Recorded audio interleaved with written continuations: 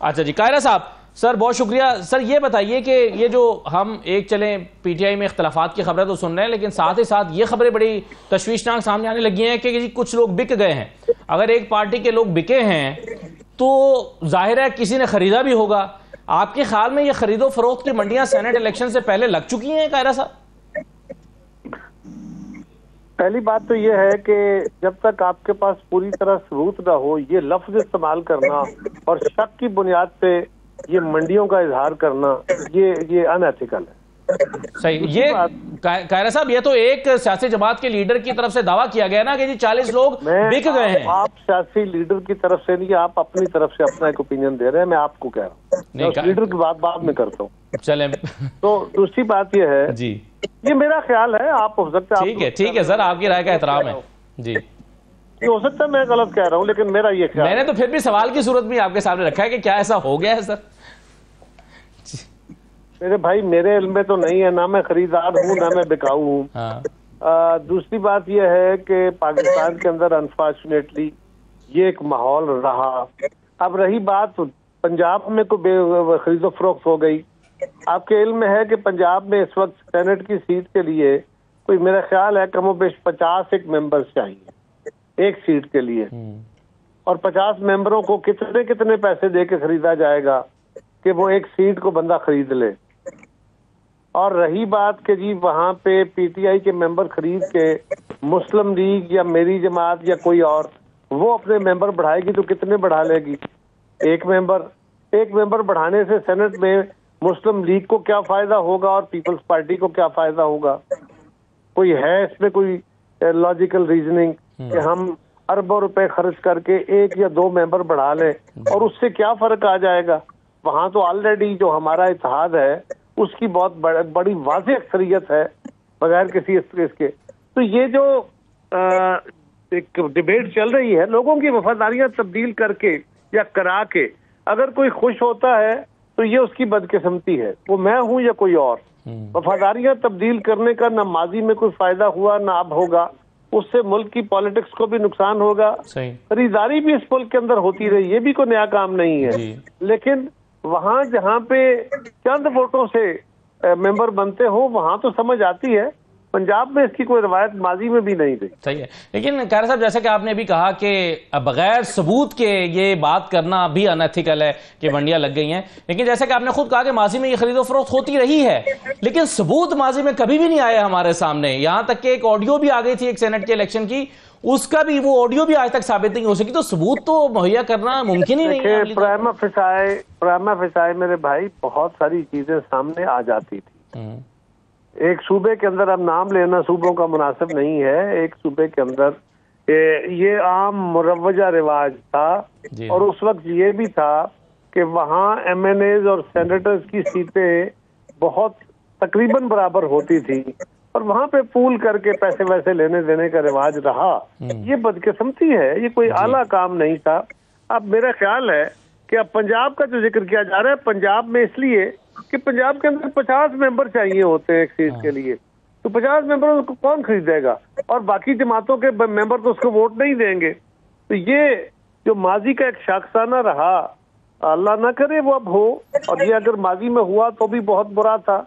आज भी अगर कोई भी करे, मैं करूं कोई और करे, ये इंतहाई बदकिस्मती की बात है। सही है, बिल्कुल सही। कायरा साहब, एक सवाल मैं आपके सामने और रखना चाहता हूं और फिर मैं आगे बढ़ूंगा। मैं आपको एक कैप्टन सफदर साहब का आज का मुतालबा सुनवाना चाहता हूं कि वो ये कह रहे हैं कि कौमी मुजरिम करार दिया जाए साबिक जजेस को।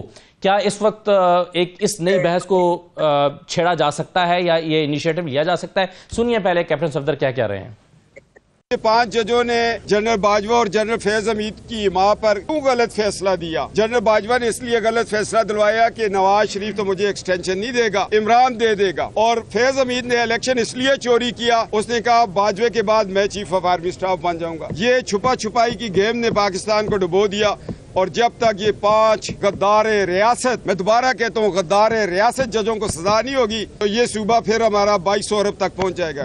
कायरा साहब, नून लीग अदालती तारीख दुरुस्त करना चाहती है। पिछले दिनों ख्वाजा आसिफ ने भी कहा था कि सदर साहब से हम कहेंगे कि एक रेफरेंस भिजवाया जाए कि पनामा के हवाले से कि तारीख दुरुस्त हो। आज एक और अंदाज में ये बात हुई है। पीपल्स पार्टी का इस पर राय क्या होगी अगर ये मामला आगे बढ़ता तो?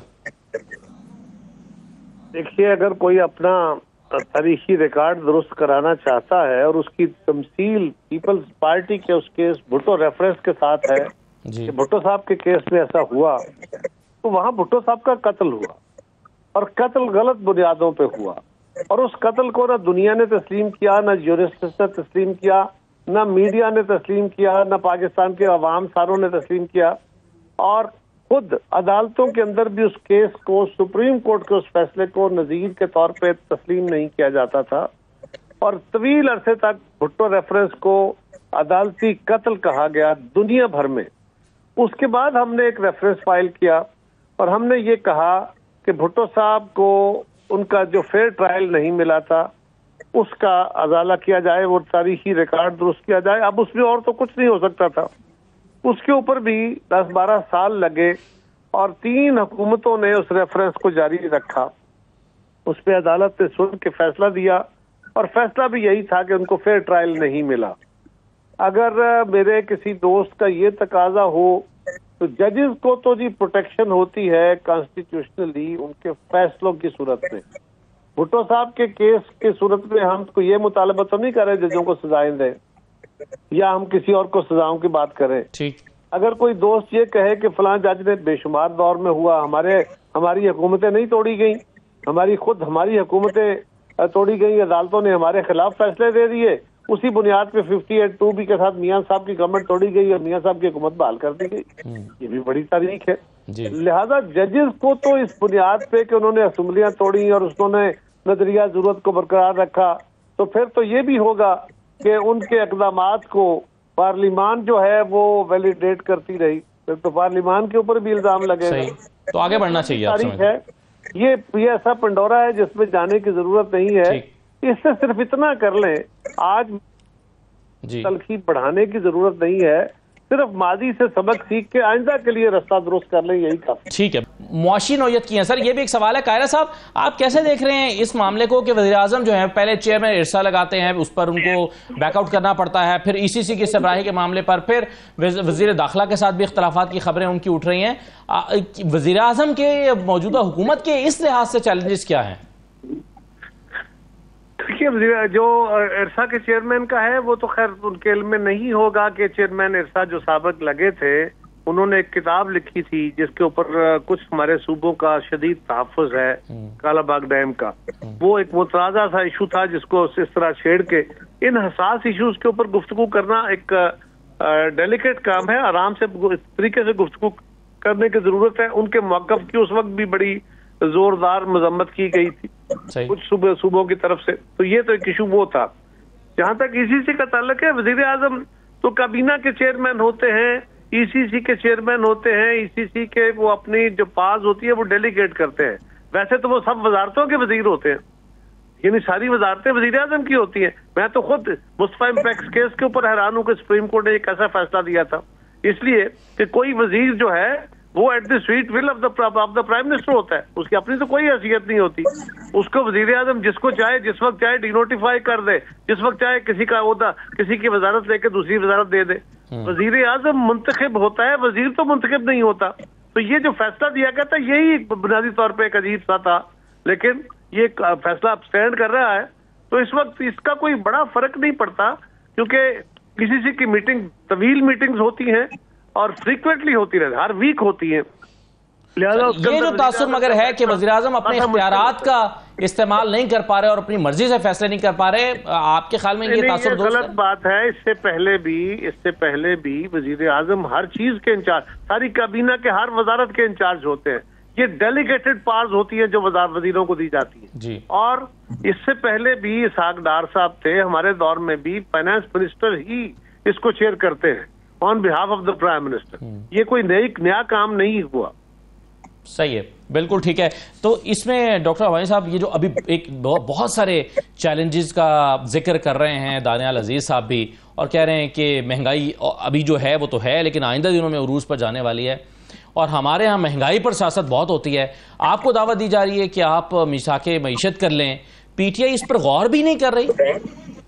जी जी जी जी सर एक सेकंड, कायरा साहब जी कायरा साहब कुछ कहना चाह रहे हैं? देखिए, गुजारिश ये है कि मैं तो हुकूमत में नहीं हूँ जी, एग्जीक्यूटिव अथॉरिटी फैसले कर रही है, लेकिन एक बात याद रखिए, कोई हुकूमत नहीं चाहती कि महंगाई हो जी, किसी हुकूमत को महंगाई सूट नहीं करती। जी जी जी, हर हुकूमत, भले वो अथॉरिटेरियन गवर्नमेंट हो, वो चाहती है कि अवाम खुशहाल हों जी, और लोग उनके लिए अच्छे अच्छे अल्फाज में उनको याद रखें। जब पहले ही गवर्नेंस खराब हो, उनके दसियों मसाइल और ऊपर से महंगाई हो, जी, तो लोग सिवाय बुरा भला कहने के और उनके लिए तभी तो इलेक्शन पर उसका एक इम्पैक्ट भी आया कार साहब, बिल्कुल सही है। तो ये कहना कि जी कोई जानबूझ के कर रहा है, जी, हम एक विशेष साइकिल में फंसे हुए जरूर हैं। ये एक मौकफ है जो दानियाल साहब ने दिया, इसके मुतबादल दूसरा बड़ा मजबूत मौकफ है। मैं भी इस बात का हामी हूं कि 22% इंटरेस्ट रेट के साथ इकोनॉमी चलाना मुश्किल है, लेकिन इसके मुतबादल भी बड़ा जोरदार आर्गूमेंट है जो दुनिया भर में प्रैक्टिस हो रहा है। तो अब जब भी कोई फैसला साजी होती है तो उसमें किसी एक तरफ की राय को ही बहरहाल देखा जाता है, और ये दुनिया में ज्यादा मुरव्वजा राय